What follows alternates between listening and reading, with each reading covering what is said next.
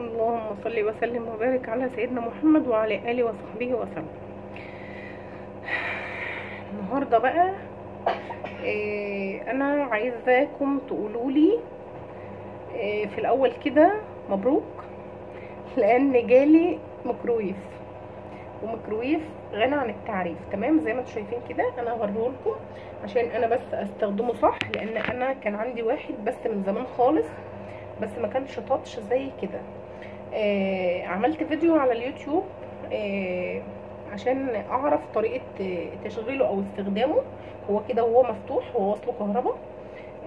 عملت سيرش كده عنه، لقيت ناس كتير وفيديوهات كتير وحاجات كتير، فانا ما فهمتش منها بما يرضي الله، ما فهمتش اي حاجة، فمش عارفة طريقة استخدامه. انا طبعا هنا هقرب شوية معاكم كده، استنى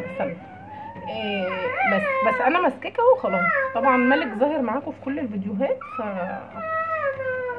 هقرب معاكم هنا. طبعا البيتزا بقى والمخبوزات والمعجنات كلها والاسماك والسوائل والخضار، يعني رسمه الجزر اللي تحت دي، كل ده كده حاجات. الحاجات طبعا هو منجز لاي حد، اللي قاعده في البيت واللي مش قاعده في البيت واللي عندها اطفال واللي بتشتغل زي حالاتي كده. وبصراحه انا كان نفسي فيه، لان انا يعتبر يعني كان عندي واحد وفرطت فيه، بس الكلام ده من زمان صراحه، ما كنتش عارفه قيمته زي دلوقتي، غير لما ضغط الشغل بقى عليا والاولاد بتكبر والموضوع بالنسبه لي بقى يعني بهدله، ان انا اطلع من الشغل بالليل متاخر وما يبقاش عندي حد مطلع لي الحاجه المتلجه. فده بالنسبه لي كانت صدمه لما كنت بعت اللي عندي او فرطت فيه، لان انا يعتبر زمان كده اللي كان عندي يعتبر شحته يعني. ف محدش يغلط غلطتي، لان انا كان عندي مكنسه كهرباء والله العظيم، وكان عندي ميكرويف، كان عندي حاجات كتير، والمطبخ القديم حاجات كتيره جدا جدا جدا فرطت فيها، وبندم دلوقتي لان مش عارفه اعوضها تاني، ومش عارفه ارجعها، ومش هعرف اجيب زيها اصلا حتى لو جبت جديد. فده طبعا لسه جديد ما شغلتوش، بس انا عملت فيه صينيه كيك طبعا من الفضول يعني. استنى عملت فيه صينيه كيك، وبان لي ان استنى تعالى حاول اثبت لك التليفون عشان مالك مش هيثبت. تمام. استنى عشان نكلم طنط عشان نكلم طنط.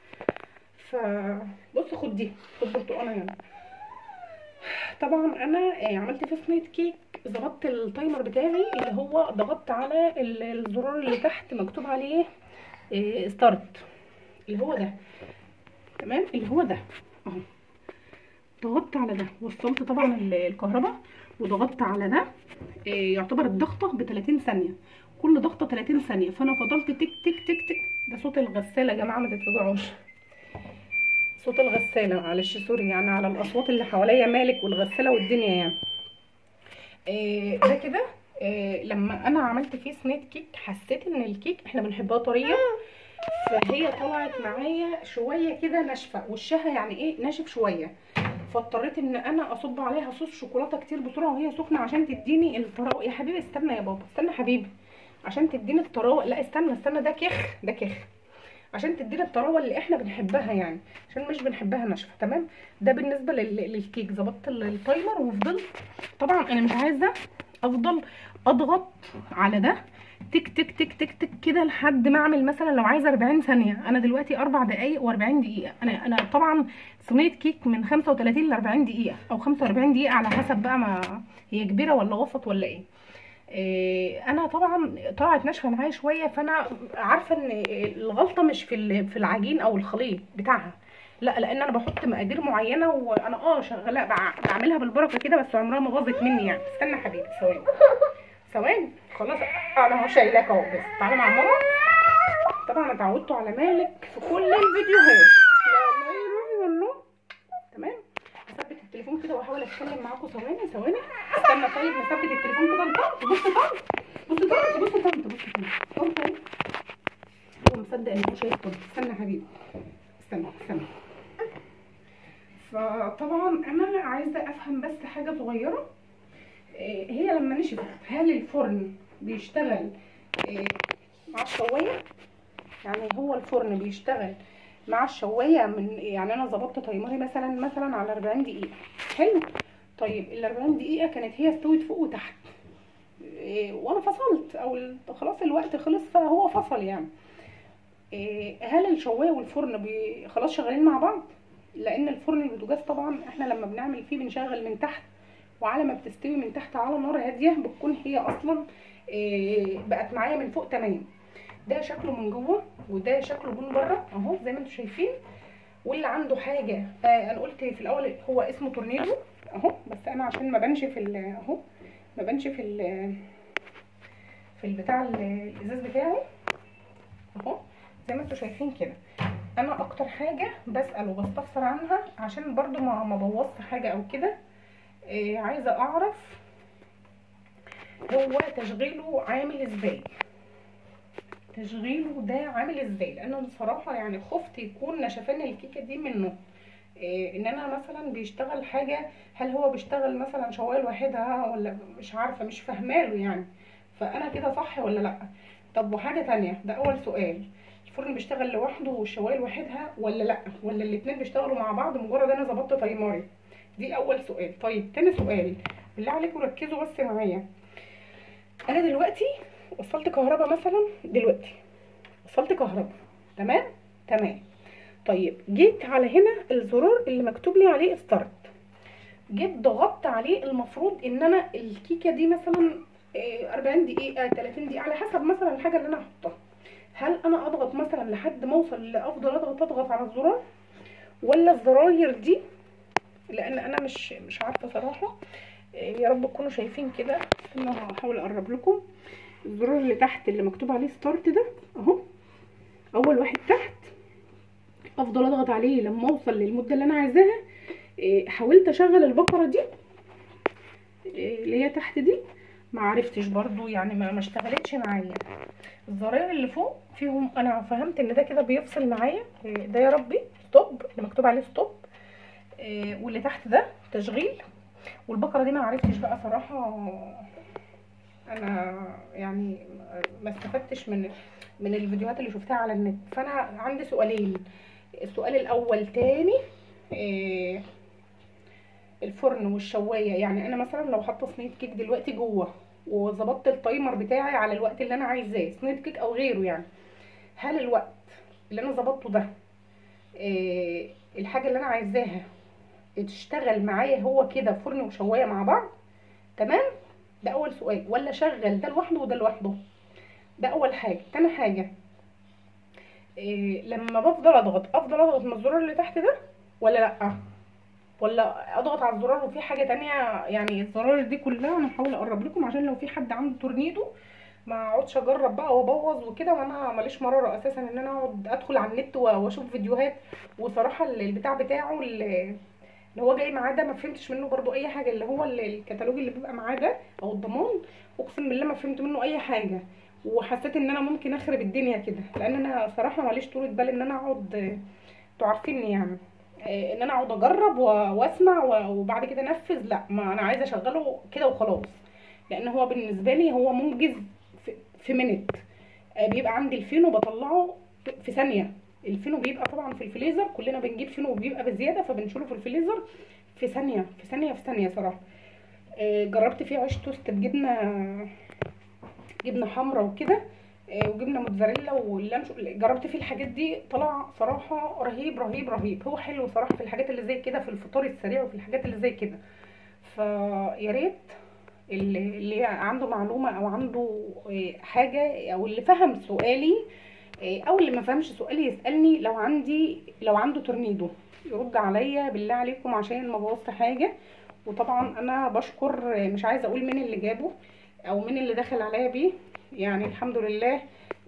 انا مش هفرط في حاجه تانية والله. وخلي بالكم يا جماعه، الحاجه بقت غاليه مولعه. انا كان نفسي فيه صراحه، انا لسه عيد ميلادي اخر الشهر، كل سنه وانا طيبه طبعا، وكل سنه وانتم طيبين جميعا. انا عيد ميلادي 31 واحد، فاللي جابوهولي بقى يعني فاجئوني، مش عايزه اقول واحرق المفاجاه لان هم قالوا لي ما تقوليش. هم 2 اشتركوا فيه وجابوه، ف فلا داعي بقى مين اللي جابه. فربنا يخليهم ليا ويديمهم نعمه في حياتي يا رب. انا فرحانه بيه قوي، وصراحه يعني هم انجزوني، لان هم عارفين ان انا كان نفسي اجيبه، بس كنت بقول ايه، لا في حاجات تانية اهم، لا لا لا في حاجات تانية، ما دام في استغنى عنه دلوقتي استغنى عنه، لان في مهم وفي اهم. انتوا عارفين يعني مصاريف الحياه والاولاد والاسره، واحنا ما شاء الله يعني مش اسره، يعني احنا مش نفرين ولا اربعه ولا كده، احنا ما شاء الله عدد يعني. ربنا يخليهم ليا ويديمهم نعم في حياتي وما تحرمش منهم، يعني بشكرهم قوي قوي قوي، وبقول لهم ربنا ما يحرمني منكم ابدا ولا من دخلكم عليا. ودي كانت نهايه الفيديو.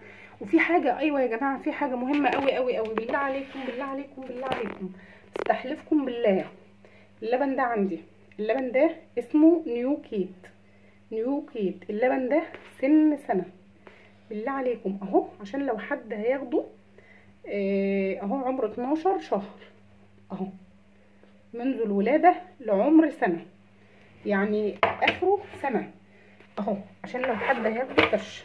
اللبن ده لو حد، بالله عليكم، اللبن ده لبن بودرة اهو، ببشر زي ما انتم شايفين كده.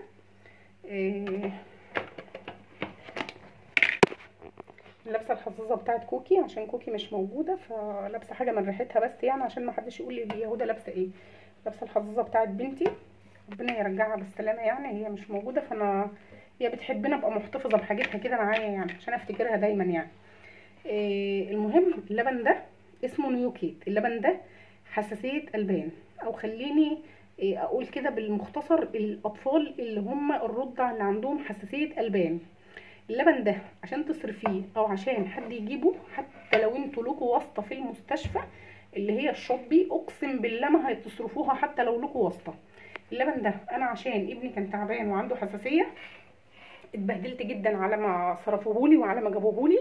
الموضوع مش سهل خالص، الموضوع ان لازم يكشفوا على الطفل ويفصصوه ويعملوا له تحاليل ويعرفوا هو بيعاني من ايه ومشكلته ايه يعني الحساسيه دي حاجه مش سهله، حتى انا نفسي كنت ممنوعه عن اي حاجه داخلها البان. هو مبرشم اهو زي ما انتم شايفين. لو حد عايزه، حتى لو عايزني اشحنهوله من محافظه لمحافظه، انا ما عنديش اي مشكله، انا مستحرمه هو يبوظ، لان العلبه دلوقتي وصلت 325. انا كنت بجيبه ايام ما كان ب 275، يعني هو زاد 50 جنيه من وقته. انا عندي 6 علب مبرشمين زي كده لسه ما اتفتحوش، انا مستخسره ومستحرمه الصلاحيه بتاعتهم تروح او ينتهي الصلاحيه، الاكسبير بتاعه يبوظ. فلو في حد عنده او يعرف حد عنده اطفال عنده حساسيه البان، بالله عليكم بالله عليكم بالله عليكم يقول لي، وانا مفيش مشكله اشحنه له، حتى لو محافظه تانية، انا في محافظه اسكندريه، حتى لو اشحنه له محافظه تانية مفيش عندي اي مشكله. لان يا جماعه الموضوع ده والله ما تاخدوه يعني باستهتار، الموضوع ده صعب قوي قوي، والاطفال اللي عندها حساسيه دي بتبقى حياتهم وظروفهم صعبه، والاهالي يعني طبعا عشان يجيبوا 4 علب على الاقل، 4 علب في الشهر، اصلا اي صيدليه ما بتديكيش الا علبه، ومن النادر لو لقيتيها هتلفي وهتدوخي وهتتعبي على ما تلاقيها. والمستشفى عشان تروحي كل شويه، مستشفى سموحي اللي هي في سموحه، المستشفى الجامعي بتاعت سموحه، انت بتصرفيه من هناك، ممكن تروحي شهر واتنين ويقولوا لك ده مش موجود، ده ناقص، ده كذا ده كذا، لان هو عليه طلب جامد جدا. ربنا يعافي اطفالنا واولادنا جميعا يا رب. انا عندي 6 علب ببرشامين زي ما انتم شايفين، انا قلت اوديهم صيدليه، يعني انا جوزي قال لي وديهم صيدليه، قلت حرام ممكن اوديهم صيدليه يعني ما حدش يزعل مني، ممكن يبيعوهم او يدوهم لحد معرفه او كده، ففي ناس غلابه كتير، انا مش عايزه ابيعهم يا جماعه، انا عايزه اطلعهم لله كده. انا كنت بدوخ على ما بجيبهم وما كنتش بلاقيهم، وكنت بضطر ان انا اوصل الصيدليات كلها والف عليها، ومحافظات تانية كانت بجيبها منها عشان اوفر ان يبقى عندي ال4 علب في الشهر، لان كان ممنوع من اي حاجه تانية. فهم موجودين وانا مش ببيعهم ولا عامله عليهم عروض اهو يا جماعه، اسمه نيو كيت عشان لو حد هياخده سيرش. لو حد عايزه مفيش اي مشكله، انا تحت امره، هبعتهوله اي محافظه هو فيها، لو حتى هو فين. تمام. زي ما قلت لكم كده، الدال على الخير كفاعله، ربنا يجازينا ويجازيكم كل خير، واشوفكم على خير ان شاء الله. وده كان نهايه الفيديو معايا النهارده. التليفون بتاعي قرب يفصل، عشان كده الفلاش بتاعي خلاص يعني فصل.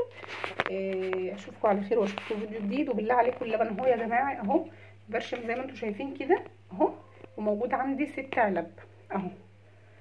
وردوا عليا في موضوع الميكرويف، وكل سنه وانتم طيبين جميعا. ربنا يجعل ايامنا وحياتنا كلها سعاده وهنا وفرح وسرور، وما يدخل علينا حاجه وحشه ابدا يا رب العالمين. اشوفكم على خير واسمع عنكم كل خير.